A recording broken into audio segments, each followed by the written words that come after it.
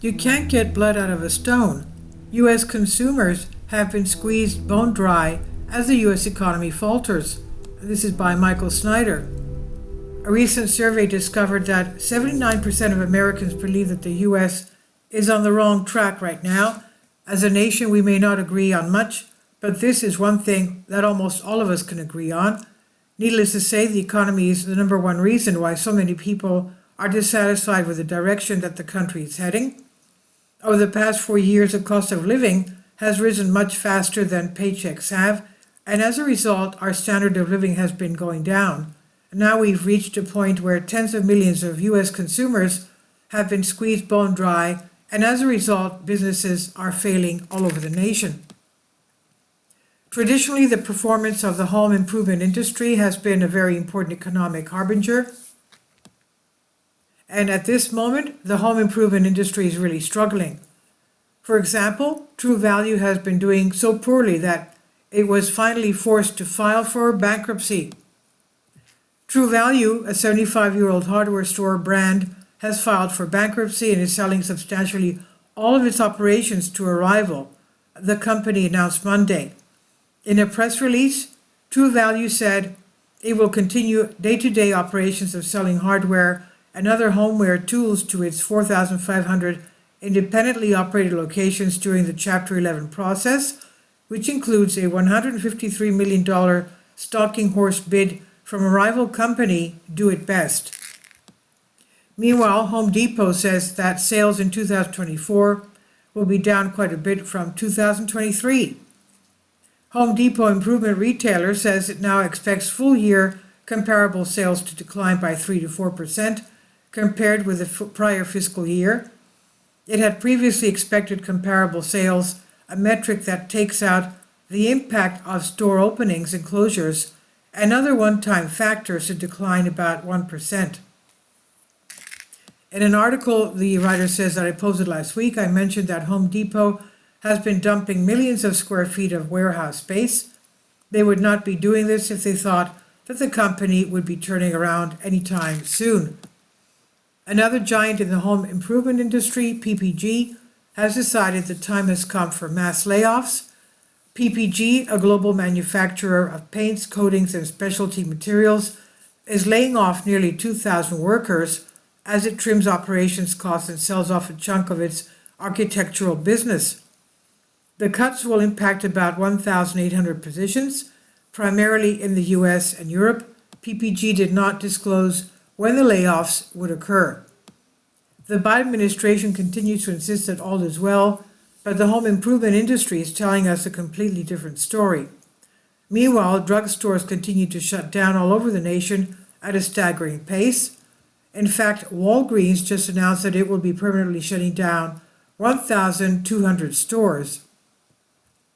Walgreens said Tuesday it would shut down 1,200 stores over the next 3 years as new CEO Tim Wentworth plots a turnaround at the struggling pharmacy chain operator hit by sluggish consumer spending and low drug reimbursement rates.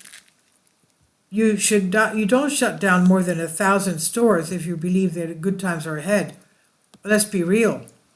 The restaurant industry is also being hit extremely hard in this difficult economic environment. Last week, I was saddened to learn that TGI Fridays has been closing locations all over the country.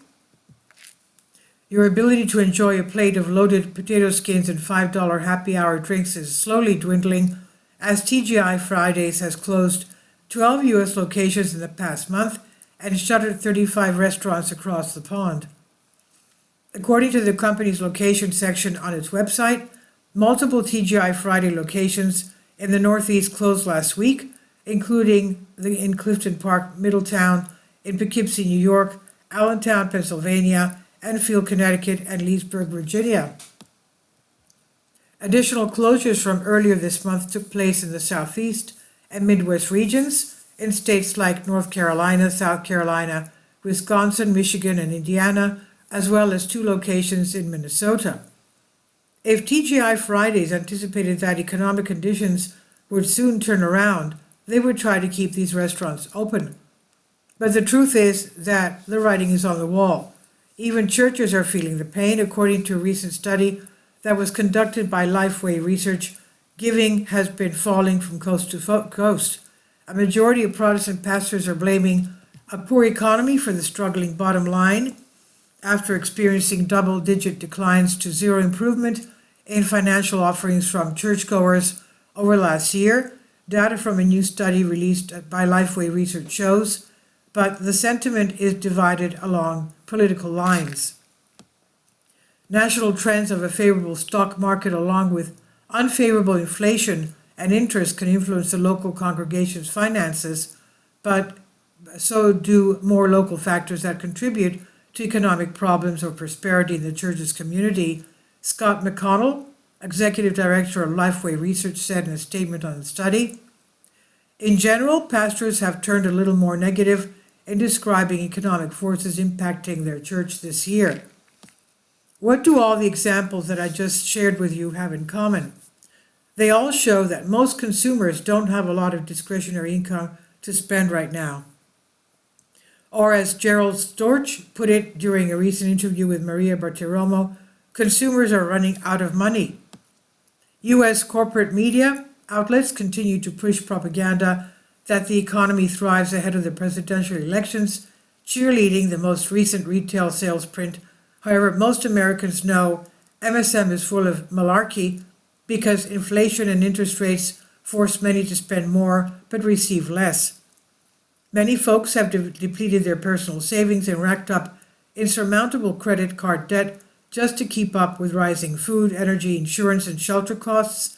This toxic mix of inflation, sparked by failed Bidenomics, has hit low and middle income families the hardest, potentially leading to a breaking point this upcoming holiday shopping season.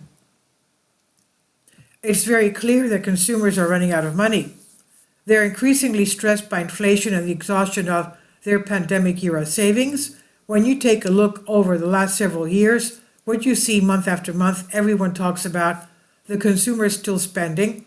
They might be, but they're spending less than the growth of inflation, Storch Advisor CEO Gerald Storch told Fox Business Maria Bartiromo on Thursday during an interview. That is the bottom line. Millions of U.S. consumers have been squeezed and squeezed and squeezed, and now they are bone dry. Last year, I warned my readers that we had reached an economic tipping point, and now things are starting to roll downhill very, very rapidly. There's a tremendous amount of frustration that has built up over the past 4 years, and I think that all of this frustration will play a major role in determining which party wins the White House in November. This is by Michael Snyder on the Economic Collapse blog. Please leave your comments, and thank you for your support. About the author, Michael Snyder's new book, Why, is available on paperback and for Kindle on Amazon. He's also written 8 other books available on Amazon, including Chaos, End Times, 7-Year Apocalypse, Lost Prophets of the Future of America, The Beginning of the End, and Living a Life That Really Matters. When you purchase any of Michael's books, you help to support the work that he's doing. You can also get his articles by email as soon as he publishes them by subscribing to his Substack newsletter.